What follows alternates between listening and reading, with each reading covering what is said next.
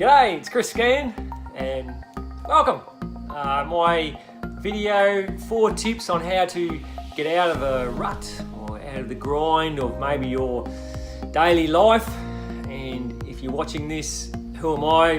Businessman, entrepreneur, family man, 47 when I recorded this, and yeah, I've lived a little bit of life. I don't proclaim to be the be all and end all, but certainly know enough, I suppose, halfway through my life to be able to talk confidently about some of my life experiences and hopefully put some good value back to the world and the internet.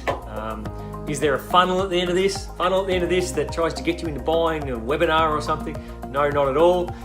My purpose, I suppose, is yes, to put good value out and start conversations. I love talking to people and helping people and giving people mentorship vehicles. It's a whole win. But if you just get some value out of this, well then, that's great. So clearly, if you've clicked through and you're watching this video, then you're in the grind, you're in the rut of maybe of life or business. Maybe you're just got a job that you're working long hours, 40 hours a week, have some fun on weekends, but it's just that continual grind of the 40-year plan. And they say you work for 40 years for 40 hours a week, and you have to retire on 40% of your income, and that's really got hairs on it, hasn't it? So are you in that rut? Or maybe it's a grind of a financial or a relationship, personal relationship, a family issue. There's lots of different ruts you can be in, lots of different things you can grind out. You might have an awesome job, but you're grinding out something else. It's so I've got 4 tips. I'll give them to you. I'll summarize them at the end, and I've got a few extra videos that sort of tag on. So if you're interested, message me or share and like. Great stuff, and send us a message. So number 1 is to have some good time out. So quality time out, I say. Now, people would talk to me and go, I've had time out. I went away last weekend. I went camping. I went snowboarding. I went water skiing. I went doing whatever, and it was good time out. It was relaxing. And whilst yes, that is great, it's just having good fun on the weekend and then going back to the grind during the week. Has it actually helped you get out of the grind or out of the rut? Or is it just a bit of downtime?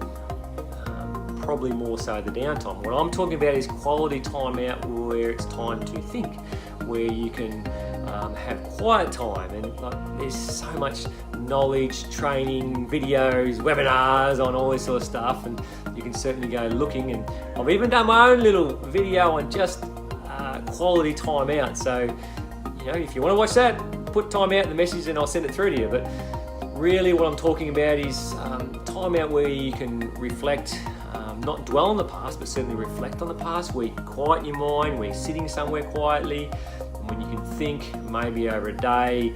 In fact, you can't think for that long, quiet your mind. Very few people can meditate for a day or sit quietly for a day. But certainly, it might be 90 minutes, might be a couple of hours where you're sitting quietly and you're thinking and contemplating, reflecting and just listening, And you can only do that in a quiet environment. You can't do that at the cricket, and I can't go to quiet time now, and you've got the Barmy Army next to you. That'd be crazy, wouldn't it? So quiet time out is a hugely important thing, and it's quality time out. Again, put time out in the messenger. I can't talk about that. I'm trying to keep this video reasonably short, but it's certainly a tip. You've got to have that quality time out. The next one is, and this is where someone can help you with this, is having a good mentor. So a quality, and I say balanced mentor, and you might think, what? Balanced? What does that mean? So lots of people have mentors in their life, and there's a huge shift or push on having mentorship, and they'll get a business coach, and they'll say, he's my business mentor, or a sports coach is my sports mentor. And some people I've even watched will say, get 5, have a bit of a freelance thing, get a mentor for this, a mentor for that, and a mentor for everything. So I kind of disagree with that. I believe a great mentor, and what I'm trying to give you a tip on, is get a mentor who can help you in all aspects of your life. They understand, and so they're balanced themselves. They might not be the most magnificent in all aspects of life, but at least they're balanced. They're getting, say, if you've ever seen the Wheel of Life, it's about, your financial, your family life, your spiritual life, your investment life, and if you give your rating on all these things and they're up and down 5, 10, 5, 10, and it's a wheel that doesn't go around. But a balanced person they might get all 5s or all 7s, they're fairly well balanced. They might be perfect. And that's the mentor I'm talking about. Someone who can help you, who can talk to you about finances for sure, but it doesn't matter if someone talks to you about finances all day long and you've got all these hassles at home, or you've got all these kid troubles, or family troubles, or whatever other troubles. If you're a business owner and you've got employee troubles, I'm sure you got them cash flow troubles, or you've just lost a bucket of money in the shares or real estate or something like that. So a good mentor is someone who will be balanced themselves, and they can give you good advice on all aspects of your life, and look, they will keep you accountable. So, like a good footy coach or a good sports coach or a good person in that field, they certainly keep you accountable. So if you haven't got someone like that, again, reach out to me. I'm not saying I am the be-all and end-all of mentors, and I can't mentor everybody, but I can certainly help you and point you in the right direction of someone that you could possibly look for, or the attributes, qualities you want to look in a mentor when you're looking for someone. All right. My stories, I suppose, on mentorship is, yes, I've had all those. I've had the sports, the business, the whole lot, and now finally, I'm being mentored and taught that balance. So, point 3. So point 1 was quality time out, get a mentor. The mentor is also going to talk to you. You can talk to them about what you found on your quality time out, and they'll help you with that. So all these intertwine. The third one is start to learn and invest. It's a big thing, a passion thing about mine is, I certainly didn't do it for the first 20 years of my life. Don't worry about that. I was the young gung-ho businessman, sportsman, trending on egotistical, I suppose, passionate, invincible. Go hard, go fast, have a great time. And I didn't really read or learn too much other than my trade. A little bit of investment, financial stuff, but it wasn't balanced, hence my point before. So you've got to start to read and learn, invest, and pretty much in what you've decided to be passionate about. So back on point 1, where you had quality time out, you thought about your life, you thought about what you're passionate about, what you want to go forward, or maybe you've just come to the realization that you don't know what you're passionate about.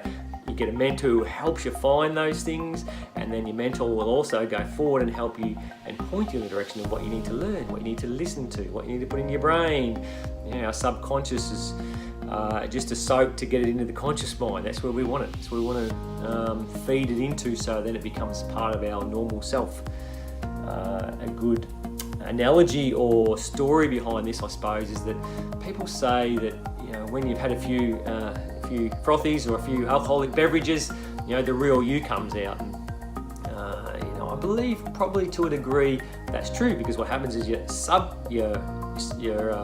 conscious mind is relaxed, your inhibitions are gone, so your subconscious comes out. Now, what comes out? It's probably, the real you, the person who, you put all this rubbish into your brain and there's no filter because your conscious mind is drunk or whatever it is. So, that's what does come out. And sometimes we can look back and we're not proud of who we were or what we may have said at some times or believed in. What I'm saying to you is you can change you. You can change that by putting good stuff in, so that even if you had a couple of drinks, nothing that bad will come out, because all it knows is good stuff. All it knows is great values and great ethics and great teachings and learnings, and it doesn't matter where you are and what situation you're in, the values and learnings and the stuff you put in will come to the fore. So, this is fairly deep, I suppose, but the point behind it really is just to put good stuff in, learn, and your mentor will help you with that. They'll teach you and tell you what to put in there. All right. Point 4 is to create new and good habits, which kind of leads into point 3. You can certainly start to learn and do stuff sporadically, read books, whatever, but until you make it into a habit and it becomes part of your normal everyday life, and you start to realize that learning and feeding that subconscious mind with good stuff becomes something you're passionate about, because that becomes who you are and dictates, there's a whole lot of teaching on subconscious mind in there and how that operates and how you operate. If anyone who doesn't believe something about subconscious and they reckon it's a whole lot of wishy-washy stuff and they've got a license, then I would question to you whether you've ever had the feeling where you've driven, say, maybe 20, 30 kilometres along a highway and have forgotten everything you went past. And you go, I don't really remember the last 20 k's. If you felt that feeling, then it rams home the point that your subconscious was at work. it was the one that drove you along the highway. It's the one that does things automatically, right? This is such an easy analogy for that concept that subconscious is always at play. And if you want to improve those automatic functions about you, then you've got to feed it. You've got to feed it. And the way to feed it really well is to create good habits. Make things a daily event, the norm. Again, I've actually done some videos on quality habits and how to successful people, high performance people, or high performance habits they even call it, operate, and what these habits are. Generally there's always a common denominator of how they've done it. And so reach out to me, send me those videos or share me the link, and it's all free. I'll just send you the stuff. I'll send you the video on how to create good habits. All right, so to summarize all this, there's 4 things. Quality time out, I mentioned, getting a quality balanced mentor, learning, investing in yourself, and then creating new and good habits, good quality habits. The underpinning word is quality time out, quality balanced mentor, quality habits, and quality learning, really. And the mentor brings all that together. Lots of great tips, or 4 great tips, and I believe they're 4 great tips. If you like them, share them, love them, great, awesome. I hope this has given you some value, somewhere to go.